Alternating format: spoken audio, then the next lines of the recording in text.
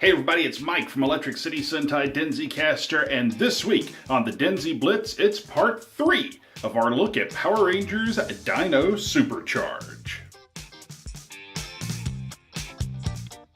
Alright folks, it is part 3 of our 4-part look at Power Rangers Dino Supercharge this week on the DenziBlitz. Now, if you've got the individual releases, remember Dino Supercharge was released as two-part sets. So we are on disc 3 of this set, the full season. It's disc 1 of the Extinction release that was the second part of the season when it came out on DVD originally. Or if you're on Netflix, I guess we're just looking at episodes 11 through 15. So these 5 episodes are called Love at First Fight, Catching Some Rays, Recipe for Disaster, Silver Secret, and Wings of Danger. So going through these 5 episodes,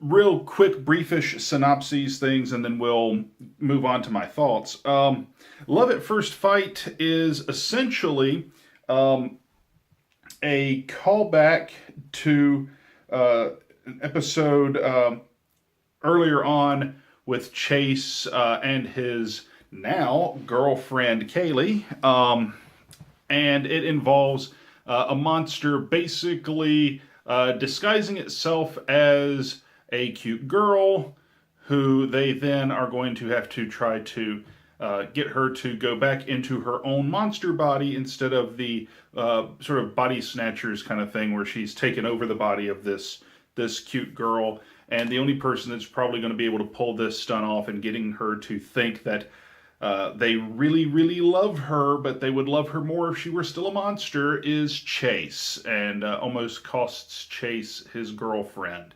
But more or less a focus episode on Black.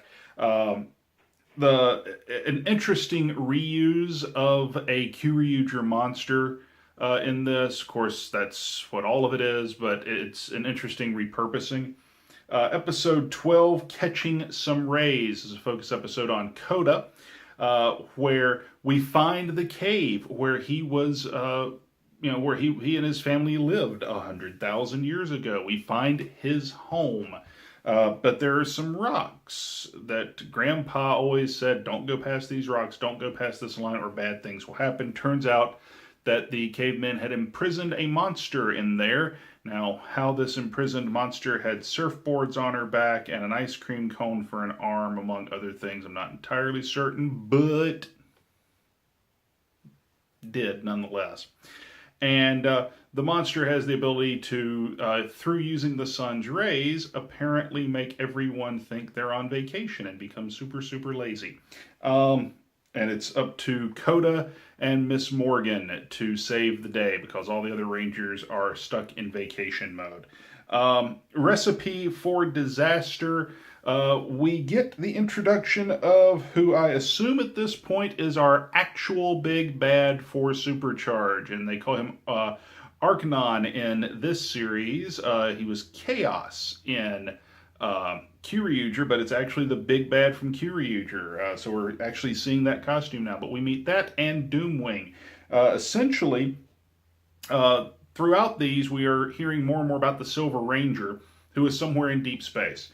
The Silver Ranger says, hey, send me the information for all of your Zords, all your tech specs, everything, so that I can use this to try to destroy the Dark Energem. And by the end of the episode, we have Megazords under the control of the bad guys. So, interesting. Silver Secret, we find out that Doomwing shares his body with another creature named Xenowing, who is actually the Silver Rangers. Xenowing is this show's version of Tauren, which was the mentor from Kyryuger. So we learn all about the Silver Ranger and the Silver Energem in that episode. And then episode 15, Wings of Danger, we finally have a plan to separate Xenowing and Doomwing, his evil alter ego, from one another, make them separate beings, and hopefully restore the Silver Ranger to his natural powers. So that's a sort of a quick synopsis of these episodes. Now, some thoughts on these episodes. For the most part, Love at First Fight, Catching Some Rays, Recipe for Disaster are have a lot of filler elements to them, to be honest. But we're getting a good story out of here because the Silver Ranger story is actually an interesting take on the Kyryuger material. So if you've seen Kyryuger like I have, a lot of these characters that Dino Supercharge is introducing literally at the last minute, within the last 10 episodes of the series, are characters that were around for the entirety of Kyryuger. The character Torin in Kyryuger has essentially been split in 3 different directions. Elements of Torin are obviously present in Keeper, and that's the sort of the mentor role. So some of those elements are in Keeper, but some of those elements are in Miss Morgan because she too is sort of a mentor. She's got a little bit of Torin and then a little bit of Kiryu Violet, the second Kiryu Violet kind of blended together. And then you have now Xenowing, who is actually, that's the Torin suit. But it's as if they've taken the character Torin and splintered it in 3 different directions, come up with 3 different characters, or at least aspects of. With the hero ranger part of Torin being Xenowing, and Keeper being the mentor part. So it's interesting that they took that character and split it in 2. There was a part of me that was really actually thinking that Keeper would wind up as the Silver Ranger if they were going to kind of stay with a bit of the Kyryuger storyline. And they've proven that at points they would do that because the Purple Energem initially is bonded to an old man, but then bonds to a young woman. It just, in Kyryuger, they are related, grandfather and granddaughter, and they are both brilliant scientists. Whereas here they both mean well and both probably have more of a background in, I don't want to say archaeology, but more of a background in history than anything else, and a little bit of eccentricity to them both. So I thought that was an interesting take. I really enjoyed the fact that this series, unlike a lot of Power Rangers shows, doesn't forget that yesterday happened. And what I mean by that, and we've mentioned this a couple of times throughout, the show will do callbacks to previous episodes. So I really enjoyed that. Love at First Fight is very much a callback, and almost sort of puts a bow on Chase's story a little bit. In that Chase, we have I believe it's A Date with Danger, is the episode where he actually meets Kaylee for the first time. If not, it was at the tail end of Dino Charge, which I happen to have right here behind me. So I'm going to look real quick and see if I see a title here that reminds me. Nope, I don't. Okay, so probably not that one. But so I think it's A Date with Danger. But we have that moment where we see Kaylee again, and there's more of their relationship. I truthfully was not expecting to see her again in the series, much less have them say that they were in any kind of relationship with each other. But they did, so good on you for that. But now, rather than being the self-consumed ladies' man, which we see through most of Season 1, and then early on here in Supercharge, here he is, without hesitation, putting his team and the well-being of others ahead of his relationship. And ultimately, he is rewarded for it because she figures out that he is the Black Dino Ranger and is, going to keep the secret safe, and is even more proud of being his girlfriend. So, hey, not bad. Interesting story. Catching Some Rays, if it did not have the elements in it with the Silver Ranger story, I would say you could take it or leave it. It is Probably up to this point the most direct translation of the Sentai source material I've seen, to the series' detriment, to the episode's detriment, because Dino Charge has set itself a tone that is very different than Kyryuger. It's still fun, but it's very much a superhero show, whereas Kyryuger was a little more comedy and a little more ha-ha, and was more over the top than Dino Charge has been, whereas the Catching Some Rays episode is very, very much an over the top episode. So it felt more like a Kyryuger episode than a Dino Charge episode, and I think that's to the detriment of this feel of Dino Charge more than anything else. Recipe for Disaster, and frankly, that's the last I'm going to say about Catching Some Rays because I thought it was a silly episode. Recipe for Disaster, Silver Secret, and Wings of Danger we're going to lump together. I actually kind of dig the use of the Arcanon suit, Arcanon as the main villain. I dig the idea that Singe was his lieutenant, placed on Earth first, and then left and brought his boss back. I like that. I oddly really like the arrival of Doomwing before Xenowing. The idea of we see the villainous version before the heroic version. We had seen Torin the entire time in Kyryuger, but here we see the villainous side first. I really rather enjoyed that. I think they play Arcanon up here as more of a straight big bad. I liked the debut of them taking over the Zords and actually duplicating the Ranger technology with the Dino Chargers through subterfuge. It was actually a very good plan. Imagine that. The bad guys had a plan that was sound and worked. So I really enjoyed that. It was interesting, and again, the one thing I've loved about this show is their willingness to shoot original material.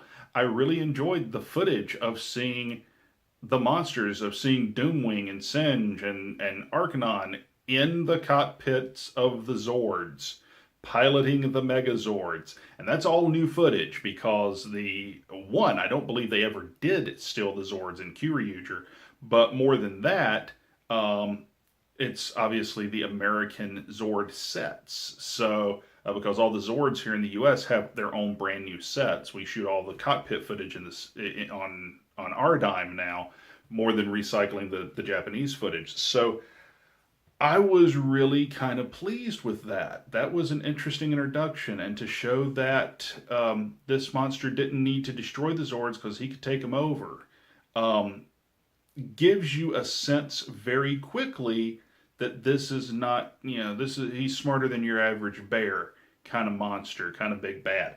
I think they have quickly kind of slid a little back into him being a cliched Power Rangers villain. But I'm hoping that that's just like a brief slide through this storyline with the Silver Ranger, and that it's not going to be a continuing thing, because realistically, there's 5 episodes left. His debut in the series, for all intent and purpose, is a 3-parter. It's the Silver Ranger story, even though there are 3 different episode titles. He's only got 5 episodes left to be the big bad for the series. Normally, I don't like that in shows. I don't like the introduction of the big bad to be at the very end of the show. I prefer there to be time to cultivate and so on. But in this instance, it's kind of sort of works because they have planted seeds throughout. You know that, and they remind you of it as needed. Sledge was a bounty hunter. Now you know who he was working for, and that's Arcanon. Arcanon was the one paying him to capture all these monsters, and it was to build an army for him to be able to use, which is such an interesting concept. The idea that these were our alien life forms and so on, and we play with that a little bit. The Silver Energem winds up on a planet called, if you can or not the silver inner gem, the dark inner gem winds up on a planet called Sentai 6.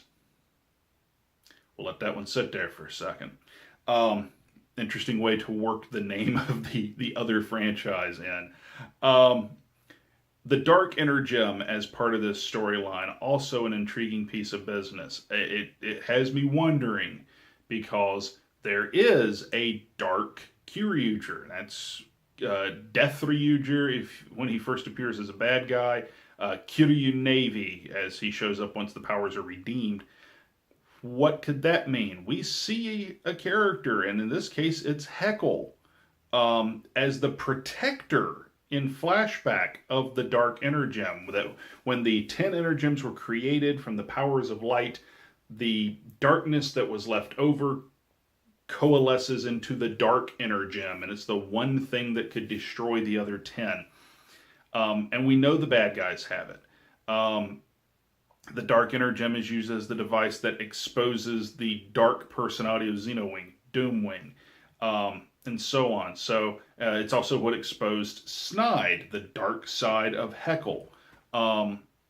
So all of these are very interesting pieces that when you look at the thread, it doesn't quite feel contrived. It actually feels like, yeah, this makes sense with what they've told me so far. So hey, it's storytelling, and I like that. Stuff I didn't like, and there's a handful.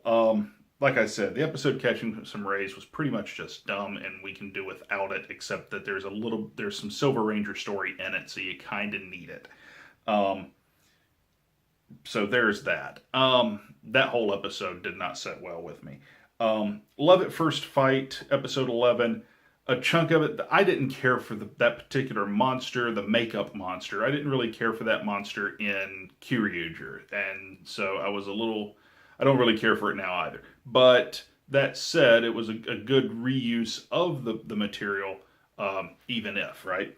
The biggest thing I did not care for out of this is something that we get with Xenowing and Riley, our Green Ranger.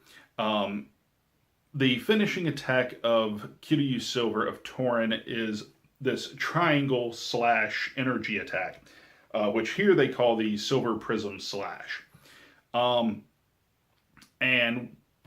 Riley sees Xenowing use that attack sort of in training.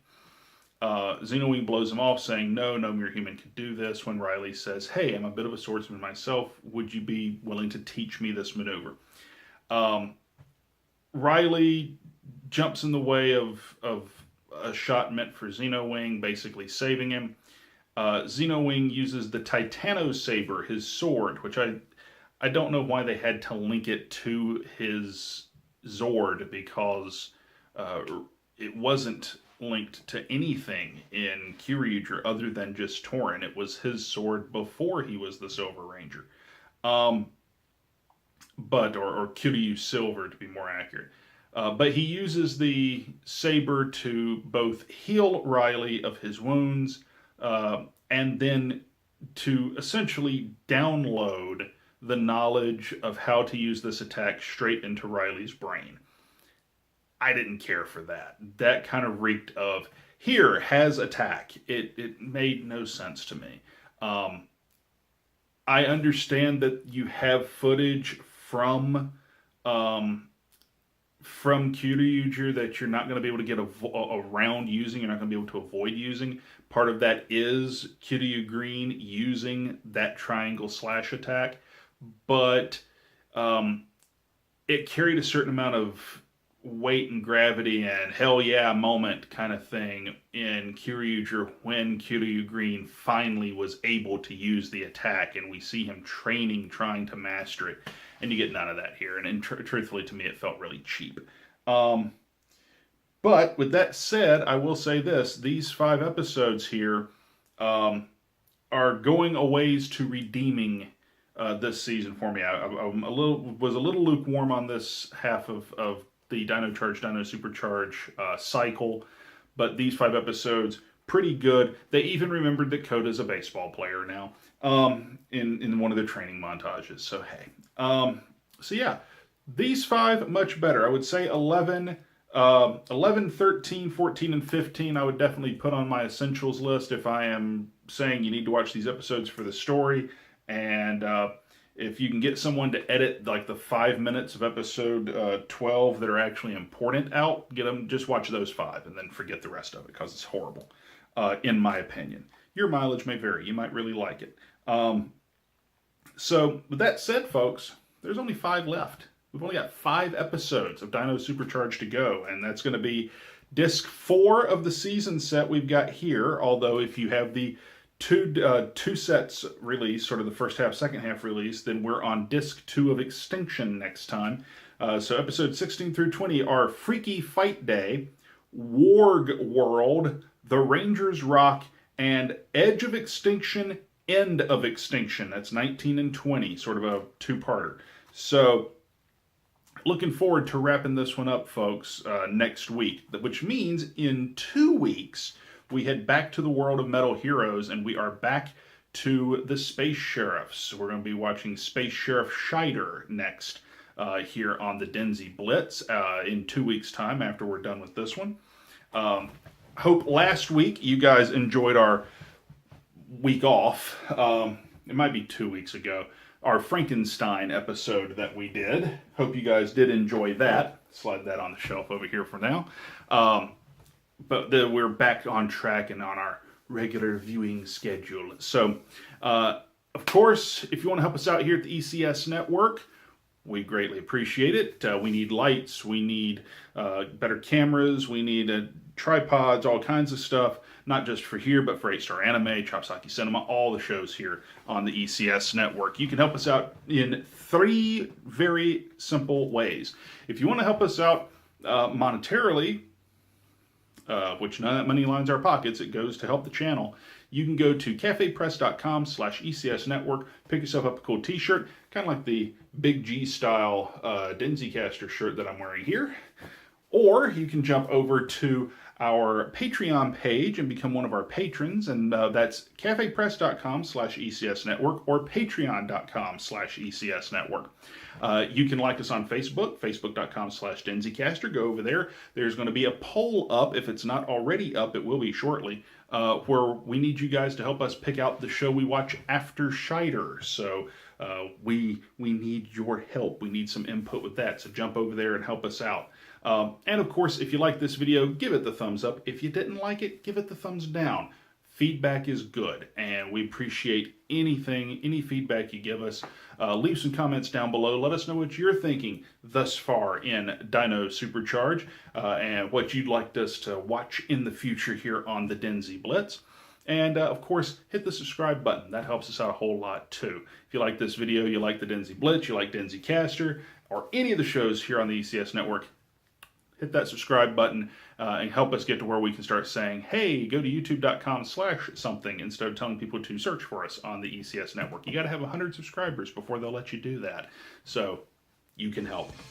Until next time, folks, appreciate you sticking around with us here for this week's episode. And next week, we wrap up Dino Supercharge right here on the DenziBlitz. I'm Mike, and I'll see you then.